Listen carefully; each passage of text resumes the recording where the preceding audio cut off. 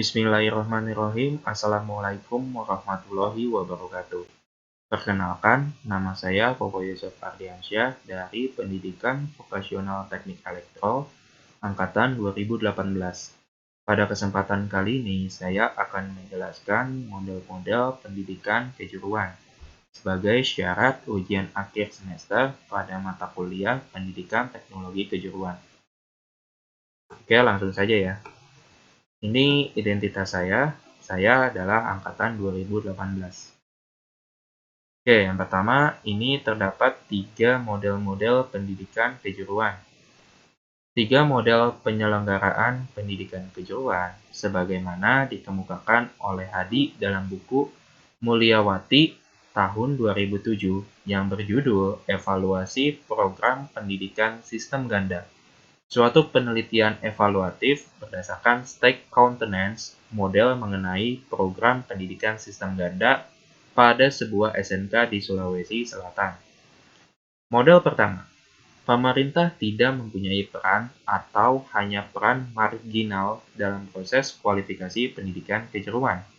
Model ini sifatnya liberal, namun kita dapat mengatakannya sebagai model berorientasi pasar. Market-oriented model. Pada model pertama ini, maksudnya adalah jadi industri atau perusahaan, dia pemegang dari sebuah sistem pendidikan yang ada di sebuah negara atau di suatu bangsa. Jadi, sistem pendidikan yang ada di sebuah negara tidak bersifat secara umum karena kurikulumnya itu dibuat oleh perusahaan atau industri, dan itu tidak boleh diusik sama pemerintah karena yang mendanai sistem pendidikan kejuruan di negara tersebut adalah perusahaan atau industri.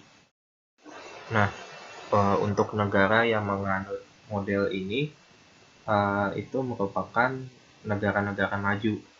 Contohnya 3 negara ya, yaitu Jepang, Inggris, dan Amerika Serikat.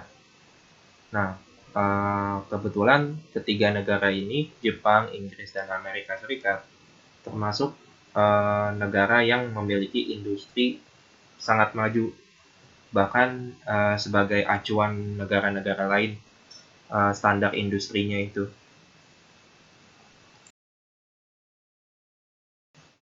Model kedua, pemerintah sendiri merencanakan, mengorganisasikan, dan mengontrol pendidikan kejuruan. Model ini sifatnya birokrat. Pemerintah dalam hal ini yang menentukan jenis pendidikan apa yang harus dilaksanakan di perusahaan.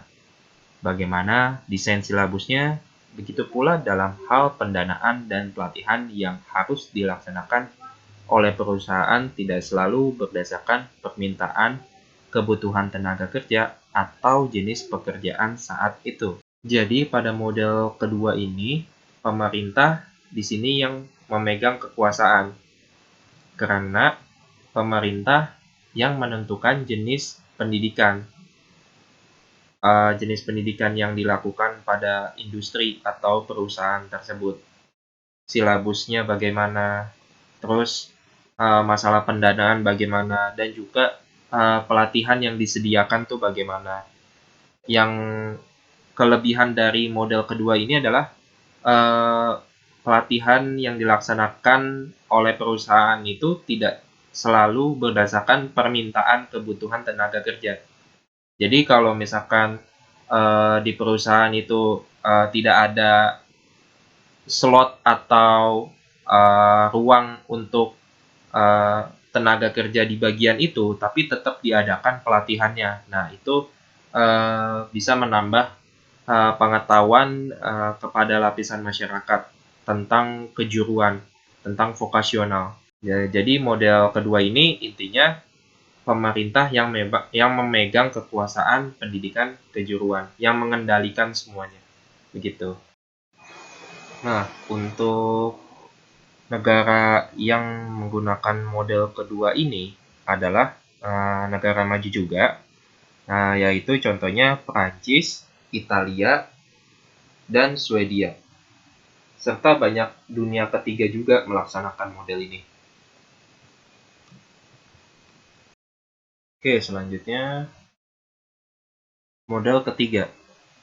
Pemerintah menyiapkan atau memberikan kondisi yang relatif komprehensif dalam pendidikan kejuruan bagi perusahaan-perusahaan swasta dan sponsor swasta lainnya.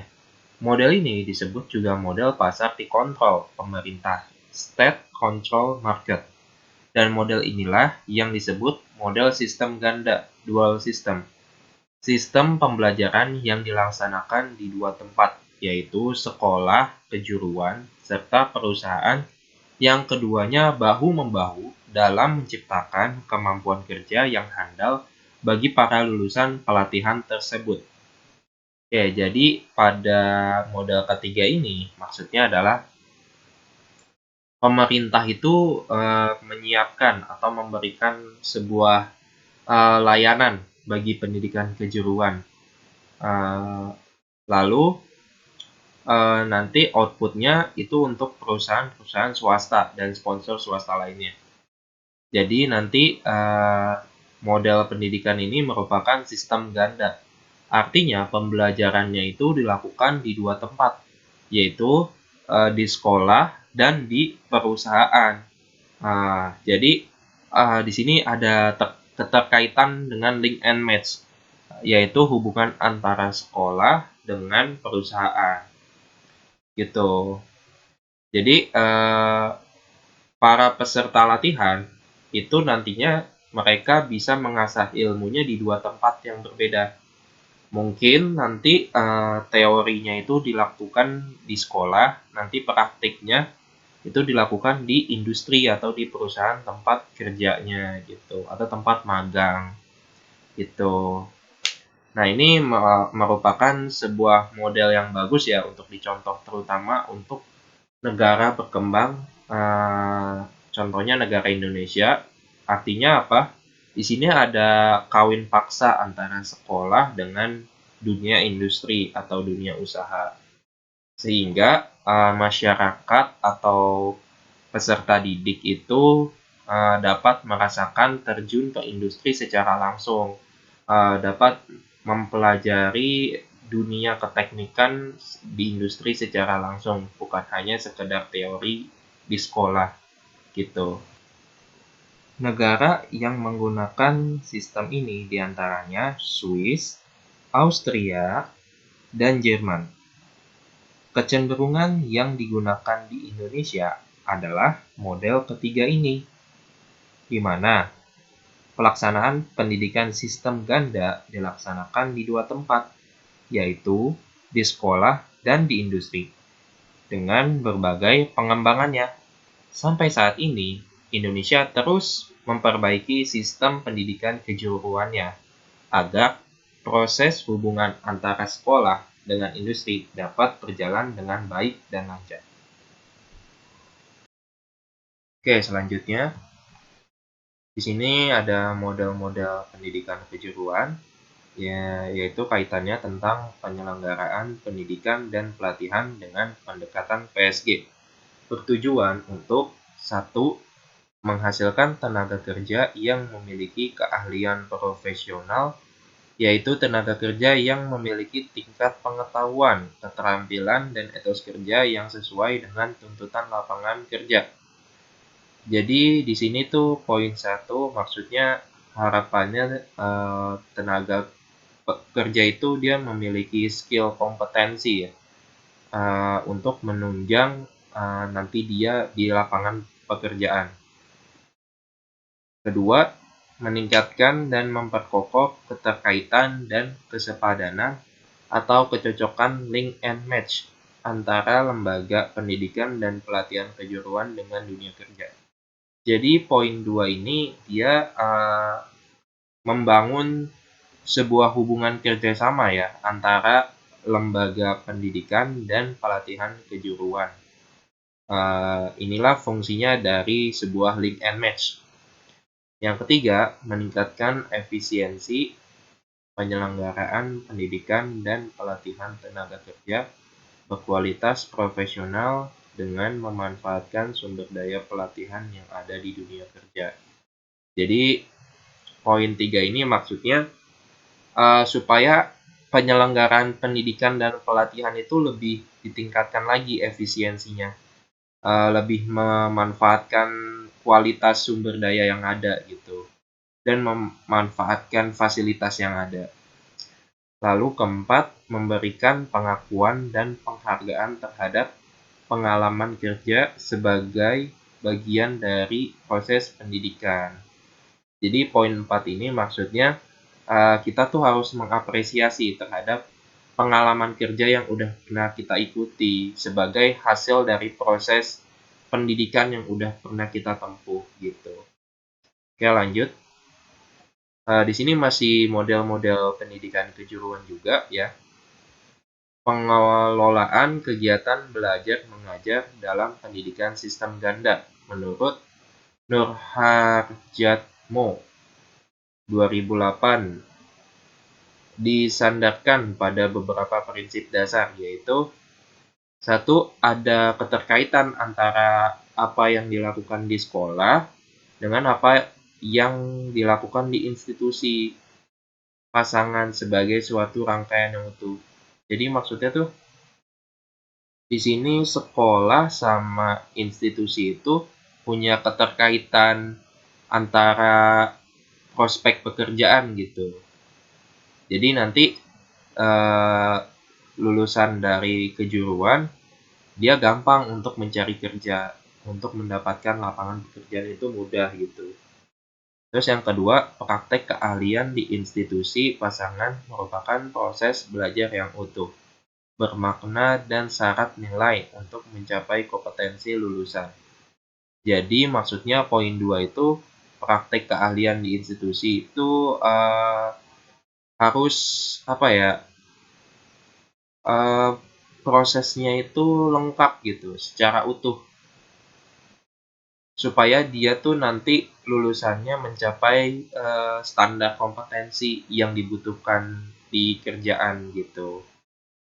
Poin 3, ada kesinambungan proses belajar dengan waktu yang sesuai dalam mencapai tingkat kompetensi yang dibutuhkan. Jadi poin 3 itu kesinambungan nih maksudnya.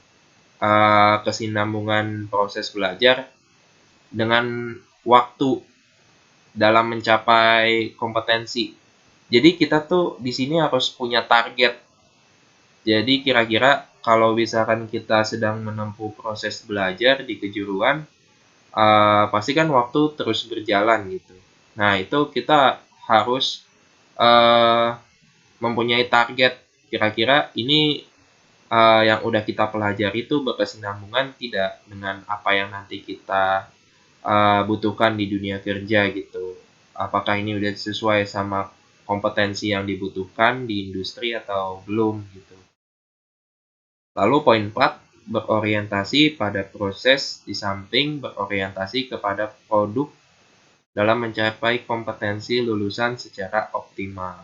Jadi poin 4 itu maksudnya berorientasi pada proses. Jadi orientasinya itu dia adalah produk ya untuk mencapai sebuah kompetensi lulusan secara optimal. Jadi lulusan itu dia dapat dikatakan secara maksimal kompetensinya apabila dia mampu mengaplikasikan ilmunya itu dalam sebuah produk gitu. Nah, oke, lanjut. Oke, itu saja yang bisa saya sampaikan pada model-model pendidikan kejuruan ya. Kurang lebihnya mohon maaf apabila ada salah-salah kata dalam penyampaian. Wabillahi taufiq wal hidayah. Wassalamualaikum warahmatullahi wabarakatuh.